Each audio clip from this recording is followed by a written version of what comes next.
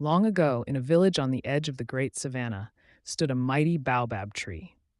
Its branches stretched toward the heavens like a wise elder raising open arms, and its trunk was so wide that 10 children holding hands could not encircle it.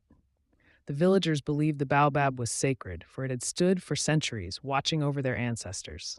One season, the rains delayed. The soil cracked, and the river thinned to a silver thread. Crops withered, and the cattle grew thin.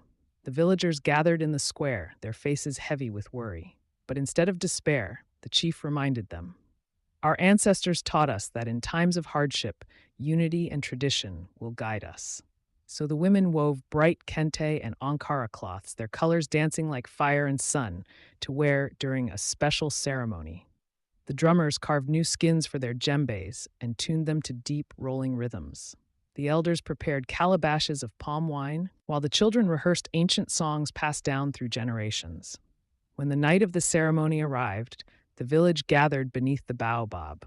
The air filled with music, drums pulsing like heartbeats, flutes echoing like birds, and voices rising in harmony. The women danced gracefully, their beaded necklaces clinking in rhythm, while the men stamped the ground in praise of the earth that fed them. As the celebration reached its peak, a cool wind stirred. The baobab's leaves rustled as though whispering. Suddenly, clouds gathered, and the first drops of rain fell onto the dusty earth.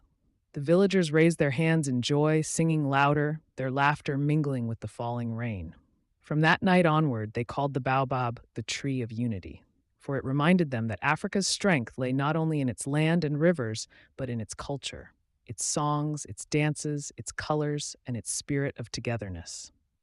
And so, the village thrived again, teaching their children that beauty is not just in the harvest of the soil, but in the harvest of the heart, when people live as one.